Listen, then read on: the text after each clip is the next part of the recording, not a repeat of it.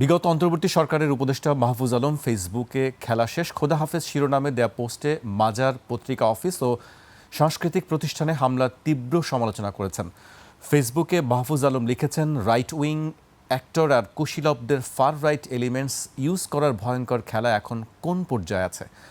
Mob সন্ত্রাস, মাজার পত্রিকা অফিস ও সাংস্কৃতিক প্রতিষ্ঠানে হামলায় ওদের মার্সেনারি হিসেবে ব্যবহারের ভেতর দিয়ে নির্বাচনী বৈতরণী পার করা শেষ, এখন হাত ধুয়ে ফেলবে জাসি রাইট উইং বলয়।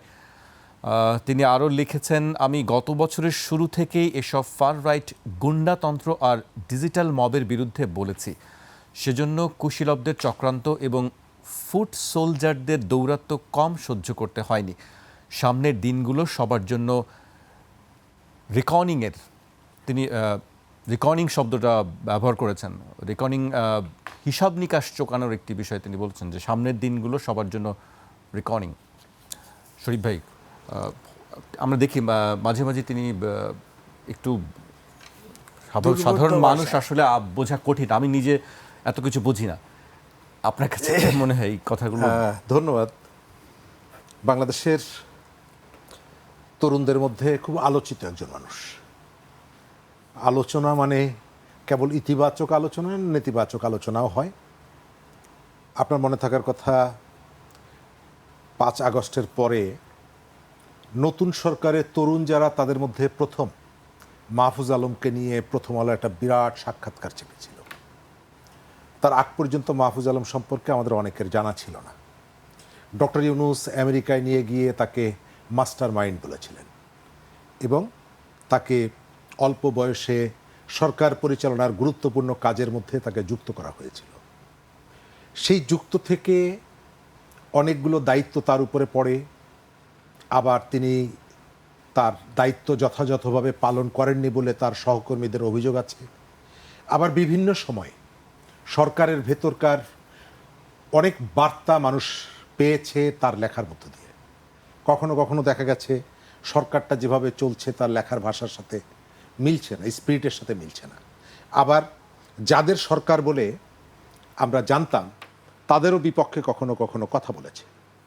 বাংলাদেশের তরুণদের মধ্যে, রাজনীতিবিদদের মধ্যে অনেক ধরনের রহস্যময় আচরণ তার মধ্যে আছে। সরকার থেকে পদত্যাগ করা, আবার নতুন একটা দল গঠনের উদ্যোগ গ্রহণ করা, মেইন স্ট্রিম পলিটিক্স থেকে নিজেকে দূরে সরিয়ে রাখা। সর্বশেষ গত কয়েকদিন আগে রাতের বেলায় ব্রাজিল বিশ্বকাপ থেকে বিদায় নেওয়ার পর তিনি এই ধরনের একটা স্ট্যাটাস দিয়েছেন। তিনি যেহেতু একজন পলিটিশিয়ান, নিশ্চয়ই এর মধ্যে পলিটিক্স আছে, খেলা আছে, খেলা শেষ তিনি বলছেন। তো আমার কাছে খেলা শেষ হয়ে গেছে এটা মনে হয় না। আমার কাছে মনে হয় খেলাটা জমে উঠছে। পলিটিক্সের খেলা, পলিটিক্স নিয়ে রাজনীতির খেলা, অথবা রাজনীতি নিয়ে পলিটিক্সের খেলা। আপনি বাংলাদেশের রাজনীতিতে আমাদের প্রতিবেশী এবং দূরবর্তী দেশগুলোর যে ভূমিকা, সেই ভূমিকা আমরা কম বেশি সবসময় জানি। তারা এখানকার পলিটিক্সে বিভিন্ন সময়ে যুক্ত হয়ে ভ্যালু অ্যাড করেছেন, এ পক্ষে ও পক্ষে। এটা স্বাধীন দেশের জন্য কোনোভাবেই কাঙ্ক্ষিত না, কিন্তু সেটি হয়েছে। আমরা জুলাই অভ্যুত্থানে দেখছি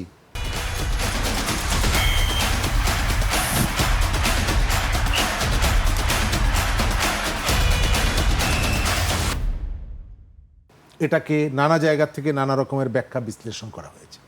আজকে দেখলাম সোশ্যাল মিডিয়ায় জামাতের নেতা এবং সাবেক বিএনপি নেতা মেজর আখতারুজ্জামান বেসিক অনেকগুলো জায়গায় কতগুলো প্রশ্ন তুলেছেন। আবার হঠাৎ করে মার্কিন দূতাবাসের যে আয়োজন আমাদের সংসদ ভবনের সামনে, এর ভেতর থেকে আমার কাছে মনে হয় এটাকে তিনি মিন করেছেন কিনা যে তাদেরকে পূর্ণ কর্তৃত্ব তাদের হাতে আমরা তুলে দিয়েছি বা তাদেরকে জায়গাটায় বসিয়ে দিয়েছি। কারণ হলো এটা একটা দেশের জন্য খুবই অবমাননাকর। দ্বিতীয়ত আমরা দেখলাম যে হেফাজতে ইসলাম দেখলাম এটার বিরুদ্ধে একটি বিবৃতি দিয়েছে। এখন বাংলাদেশের পলিটিক্সে কে কোন দিকে যায় এটি বোঝা খুব মুশকিল। এক সময় আমেরিকার বিরুদ্ধে, বিশেষ করে আমেরিকার স্বার্থের বিরুদ্ধে, তাদের যে নানা রকমের অন্যায় তৎপরতার বিরুদ্ধে আমরা যাদের সাথে মিছিল করেছি অথবা পেছনে মিছিল করেছি, আমাদের জুনায়েদ সাকিব ভাই, আমি মন্ত্রী হিসাবে তার কথা বলছি না, পলিটিশিয়ান সাকিব ভাইয়ের কথা বলছি, তাকেও দেখলাম সেই অনুষ্ঠানে হাজির। এবং অন্য যে রাজনৈতিক দলগুলো, এনসিপির কাউকে দেখলাম না। অন্য রাজনৈতিক দলগুলোকে দেখলাম না, বিএনপি এবং জামাতকে দেখলাম। এবং প্রশ্ন তৈরি হলো নতুনভাবে, বাংলাদেশের পার্লামেন্টের সামনে এই সুযোগটা আপনি অন্য কোনো দেশকে আপনি দিবেন কিনা? কালকে চীন যদি চেয়ে বসে, পরশুদিন যদি পাকিস্তান বলে, ভারত বলে যে আমাদেরকে দিতে হবে, আপনি দিবেন কিনা? এক। দ্বিতীয়ত হচ্ছে, এটা আমেরিকার 250 বছরের প্রতিষ্ঠাবার্ষিকী, জন্মদিন, অবশ্যই এটি জাঁকজমকপূর্ণভাবে হবে। কিন্তু যেভাবে আমাদের আইন প্রণেতারা তাদের ওয়ারেন্ট অফ প্রেসিডেন্সের অনেক নিচে অবস্থান করা আমেরিকান রাষ্ট্রদূত যেভাবে দাঁড়িয়ে আছে, আর তাদের সামনে যেভাবে নতজানু হয়ে দাঁড়িয়ে আছেন এবং এক ধরনের ক্যাবলা কান্তের মতন ফে ফে করে হাসছেন, এটা বাংলাদেশের জন্য খুবই অবমাননাকর। তারা বুঝতে পারেন কি না তাদের এই যে চালাকিটা পাবলিক ধরতে পারে? ইরানের প্রেসিডেন্টকে হত্যা করেছে ইসরায়েল এবং আমেরিকা। সেই অনুষ্ঠানে, ইরানের প্রেসিডেন্টের অন্ত্যেষ্টিক্রিয়ায়, তার বিদায় অনুষ্ঠানে স্পিকারের নেতৃত্বে একদল চলে গেলেন, জামাতের নেতা গেলেন, এনসিপির নেতারা গেলেন, আর আরেক দল চলে এলেন আমেরিকার অনুষ্ঠানে, যে আমেরিকা ওই হত্যাকাণ্ডের সাথে সরাসরি যুক্ত, এবং তারা নিজেরাই স্বীকার করে। এবং তারা মাঝখানে আমাদেরকে কি ভাবলেন আমরা জানি না। তবে আমরা যেটা বলতে পারি, এটা হচ্ছে রাজনীতির হিপোক্রেসি। এটা এক ধরনের ওই যে কি বলে, মোনাফেকি। আপনি একুলেও আছেন, আপনি সেকুলেও আছেন। আপনি রাস্তায় দাঁড়িয়ে মানুষের সামনে বলছেন যে করছি আর একটা, আপনি বলছেন পাশ্চাত্যের অপসংস্কৃতি, পাশ্চাত্যের যে রাজনীতি, পাশ্চাত্যের যে ভোগবাদ, অথচ আমেরিকার সামনে দাঁড়িয়ে বলছেন তুমি আমার 1000 বছরের বন্ধু। তো আপনার যদি বন্ধুত্ব তো তার সংস্কৃতিকে বাদ দিয়ে না, বন্ধুত্ব তার ওই যে ভোগের সংস্কৃতি বাদ দিয়ে না, তার যে আগ্রাসী রাজনীতি সেটাকে বাদ দিয়ে না। তার মানে হলো যে এখানে আপনি একদিকে এক ধরনের কথা বলছেন, সেখানে আর এক ধরনের কথা বলছেন। বাংলাদেশের শেখ হাসিনার সময়ে সবথেকে আলোচিত জঙ্গিবাদ, সেই জঙ্গিবাদ, তার আগে আমরা বহুবার বলেছি যে এখানে জঙ্গিবাদের বিস্তার হচ্ছে। একটি অংশ এটা বলার সঙ্গে সঙ্গে এখনও এসে বলে যে শেখ হাসিনা বিদায় নেওয়ার সঙ্গে সঙ্গে জঙ্গিবাদ বিদায় নিয়েছে। নো, বিএনপি তো জঙ্গিবাদের দ্বারা আক্রান্ত যেমনি হয়েছে, বিএনপির জঙ্গিবাদকে আবার কিন্তু কবর দেওয়ারও চেষ্টা করেছে। এখানে উগ্রপন্থীদেরকে প্রথম ফাঁসির কাস্টে ঝুলিয়েছে বিএনপির শাসনামলে, এবং দৃঢ়তার সাথে বাংলা ভাই আব্দুর রহমান তাদেরকে। সুতরাং এই জঙ্গিটা, এই ভাবনাগুলো এসেছে আওয়ামী লীগের সময়, এটি ঠিক না। এক। দ্বিতীয়ত, এই ধরনের যারা আছে, বাংলাদেশের সমস্ত ধর্মীয় মানুষ, ধর্ম পালন করে, ধার্মিক মানুষ, তারা সবাই এটার মধ্যে যুক্ত না, এটাও ঠিক।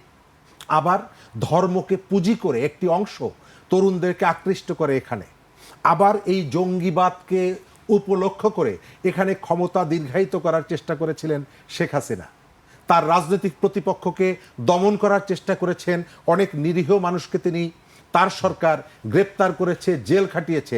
এগুলো সবই সত্য, কিন্তু তার মানে এই না যে এখানে এই ধরনের উগ্রতার কোনো জায়গা নেই এবং বিস্তৃত হচ্ছে না। অন্তর্বর্তীকালীন সরকার, ডক্টর ইউনূসের সরকার রাষ্ট্রীয় প্রণোদনায় এদেরকে নানাভাবে প্যাট্রোনাইজ করেছে, এদেরকে বিস্তৃত হওয়ার সুযোগ দিয়েছে। 5 আগস্টের পরে চিহ্নিত অপরাধী যারা, বড় বড় জঙ্গি হিসাবে পরিচিত, জাতীয় আন্তর্জাতিকভাবে, এমনকি তাদের বিচার আচারও হয়েছে, অন্য রাজনৈতিক দল থেকে তাদের থেকে একটা দূরত্ব, তারা সবাই জেলখানা থেকে সুরসুর করে বেরিয়ে এলেন। কিভাবে? অর্থাৎ আমাদের বাংলাদেশকে ঘিরে কাছের এবং দূরের বহু পক্ষ, এখানে তাদের নানা ধরনের রাজনৈতিক ইকুয়েশন আছে, এবং সেই ইকুয়েশনগুলোকে ফুলফিল করার জন্য, তাদের টার্গেটকে ফুলফিল করার জন্য তারা অনেকগুলো এজেন্ডা নিয়ে আসে। তার একটা এজেন্ডা হচ্ছে এই যে উগ্রপন্থা, এবং আমাদের কখনো কখনো পরিকল্পিতভাবে এটিকে পেছনে রাখার চেষ্টা, কখনো কখনো এটি কেউ যদি উত্থাপন করে তার মাথা ফাটিয়ে দেওয়ার যে হুমকি।